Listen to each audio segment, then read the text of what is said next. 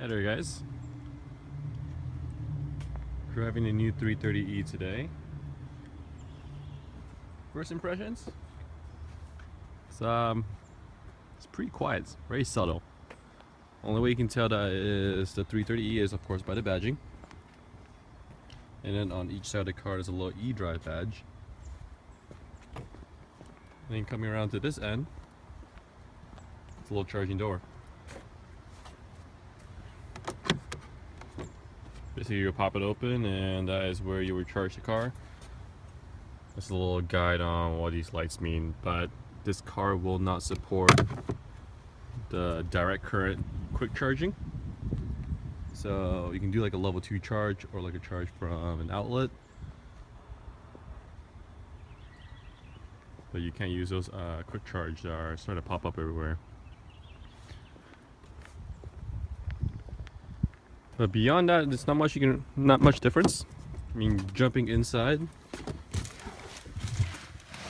first thing right away you'll notice is there's a little e-drive logo, and then there is a special e-drive button. And the weirdest thing is when you turn the car on, that's it. Car is on, ready to go. One thing I did notice is they got rid of the little start stop button there, so the engine will kind of do its own thing. And there is 3 different settings for the e-drive, which we have like max e-drive. Basically the car will always be in electric mode. We have save battery, really good if you're driving on the freeway and you're about to go in the city. It'll help basically conserve the energy for later on. And then we have auto e-drive. Basically the car will just do its own thing, and if you have navigation on, it will actually recognize when you're driving through towns and when you're driving on the freeway.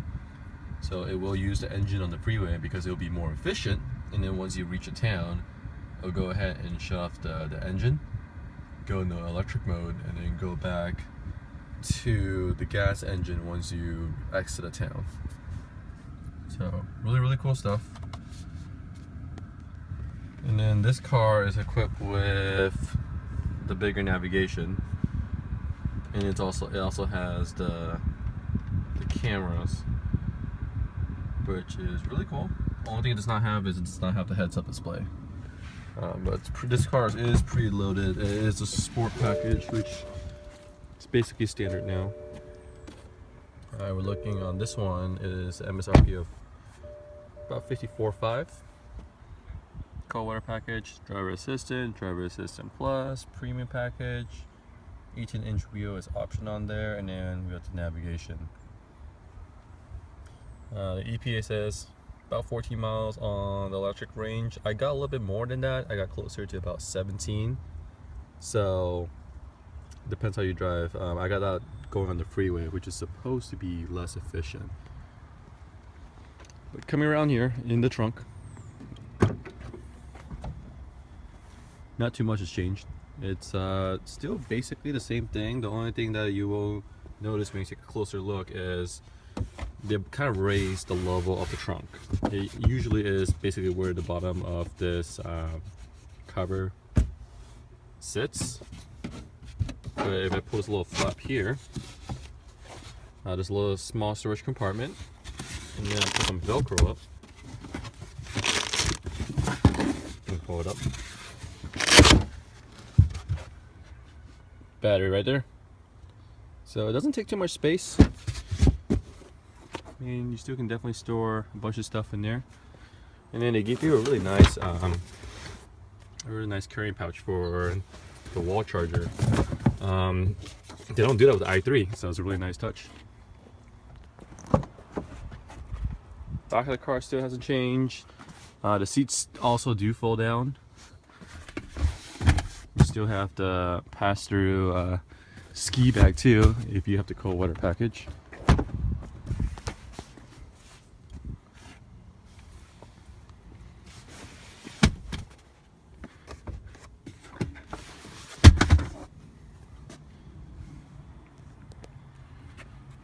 So the seats still do fall down.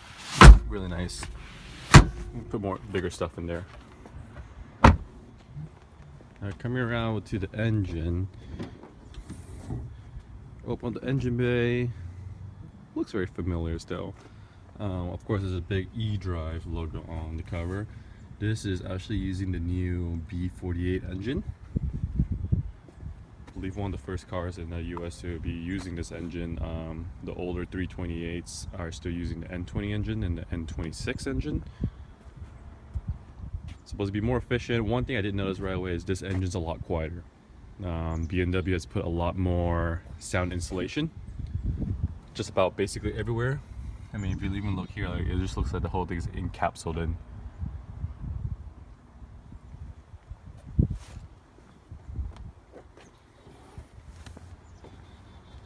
New for 2016 is the LCI lights, which basically will give you an LED brake light, LED turn light on the rear and front. And then it gets you the new angel eyes. Makes the car look a little bit more aggressive, which is really nice. The signal light itself is actually on the eyebrow now, and it is LED too. And then the fog light is also LED. Nice cool little BMW LED logo there. Alright, so jumping in the car. Turn the car on. Put the handbrake down. Throw it in drive. And then we are good to go. Probably should fasten my seatbelt before we do that. So first impression.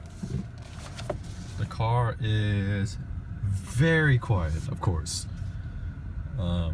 That's to say it is an electric car. But the thing is, it still drives like a regular car. Just because the power is still going through the transmission, it doesn't have that weird one-speed feeling that the i3 has, which I did not like. You are still driving with regular gas and brake pedal. It is not doing the one-pedal driving that the i3 does. And the brake feels like a regular car still. You can't tell when it's doing regenerative braking or when it's actually using the brake pads to brake the car, which is very nice. It has a very normal feeling. So right now we're still on electric mode, and if I give a little gas, now we're on the gas engine. For those of you that have driven the regular gas powered BMWs, one thing that you may know is the start stop is a little unrefined. Whenever you jump in and come to a light, the engine would turn off, but when you get going again, there's a jolt. It's a shudder, and that's really uncomfortable for a lot of people. And I can tell you, BMW has actually fixed it with this car, so it doesn't do that. So right now I'm going to start rolling. It will start the engine after the car has begun rolling, so that way you don't feel a jolt when the engine restarts and re-engages, which is really nice. And then when I put in the Eco Pro mode, when it's coasting, it will actually cut off the engine, which is a nice cool touch. So right now we are generating power back into the battery.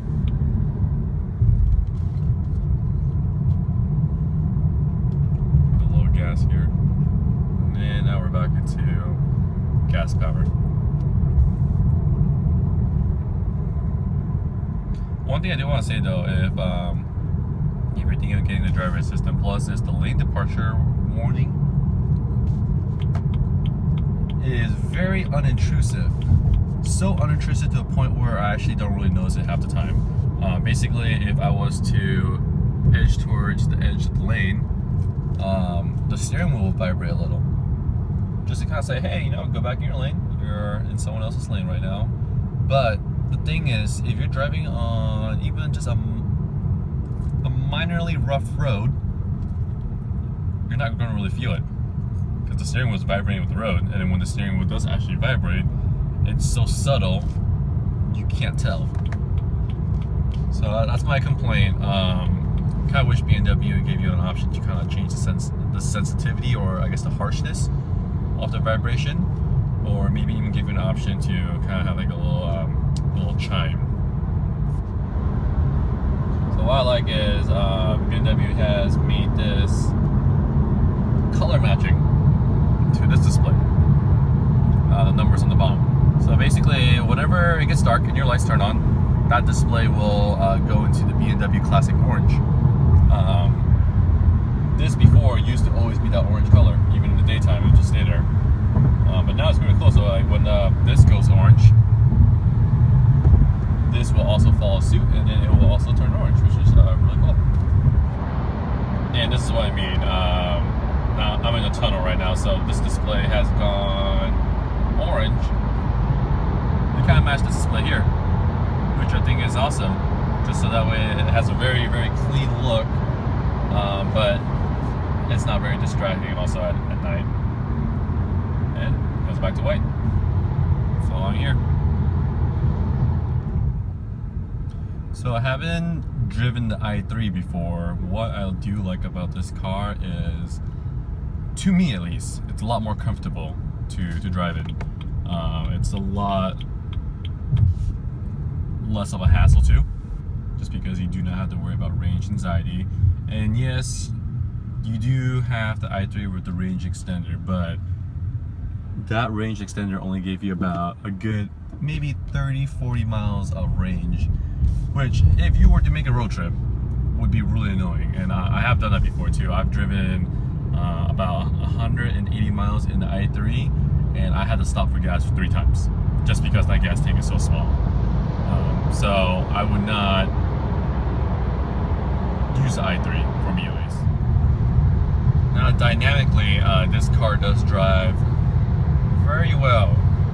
You know, a lot of people will ask that, hey, you know, the car's a lot heavier now.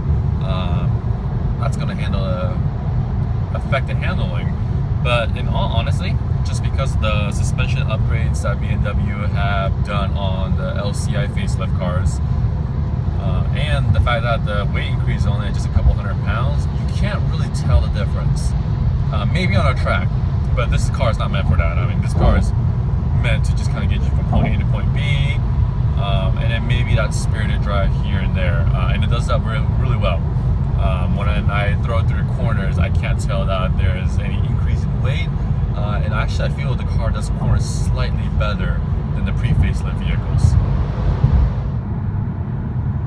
Now the cool thing that BMW has told me is, if I was to enter in my destination, which right now we are going towards Seattle, the car will actually learn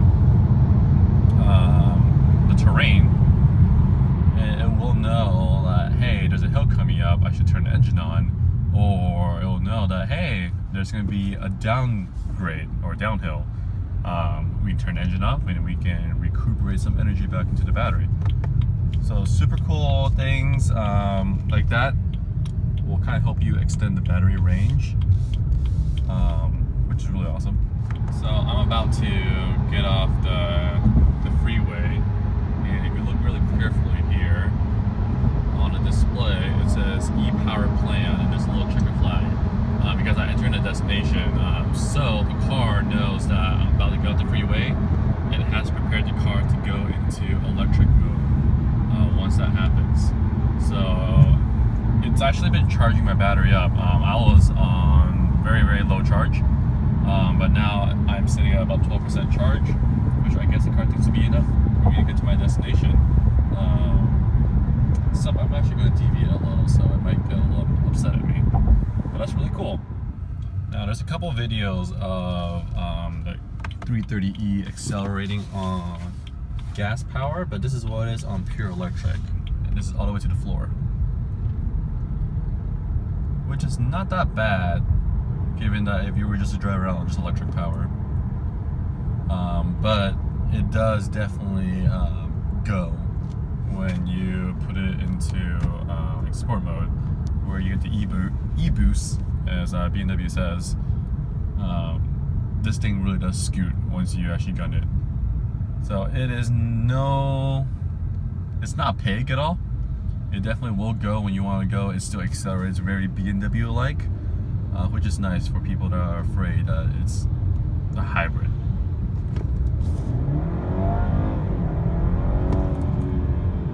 So it still goes. Definitely still a fun car.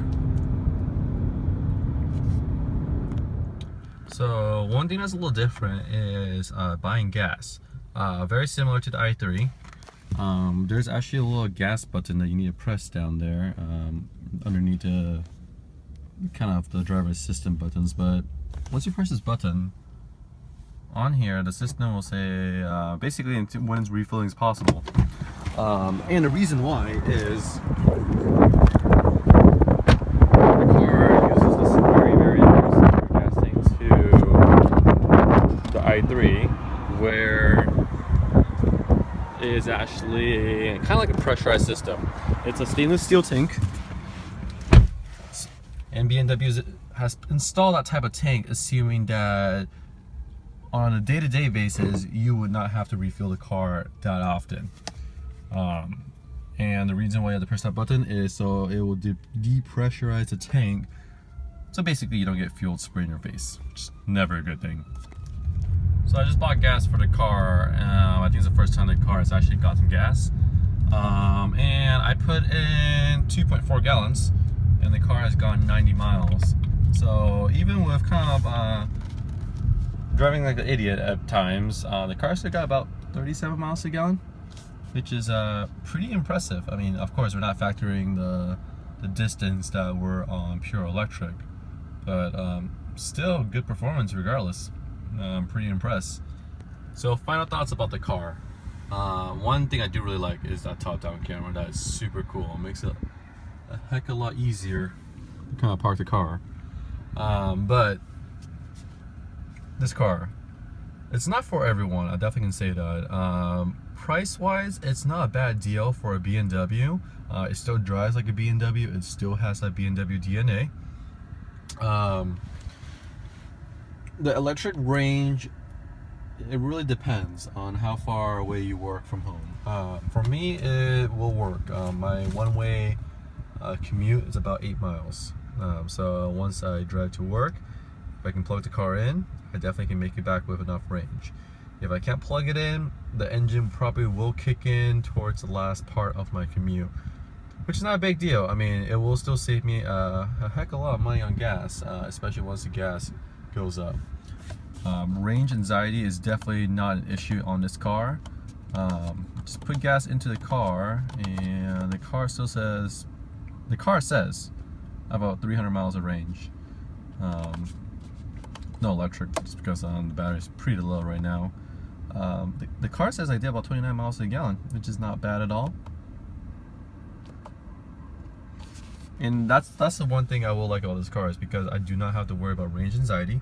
I like the fact that if you were to enter your destination onto the GPS, it is smart enough to figure out when to use the gas engine and when not to. And the one thing I do like is that it's very subtle on the fact that this car is a plug-in hybrid. Some of the manufacturers, they do go overboard and they do put blue highlights or like eco crap everywhere in the car, which is just really annoying. Kind of like that car. It's a little over the top. I want something like more subtle. You know, this is still like a regular car, which is really nice. Now, pricing wise, this car is about $55,000. We are edging towards $340 money, but you have to keep in mind that BMW right now are still qualified for the federal tax credit. This car should fetch about $3,000 to $4,000 in the tax credit. So, factoring that in, the price of this car is going to be closer to $328 money, which is cool because it does make about $328 power, but you're going to get a heck of a lot better gas mileage. So in conclusion, car's not for everyone, but it is still a pretty good value. If you're looking for a fast car, this is probably not it. Go get a 340. That's going to be a much more fun car.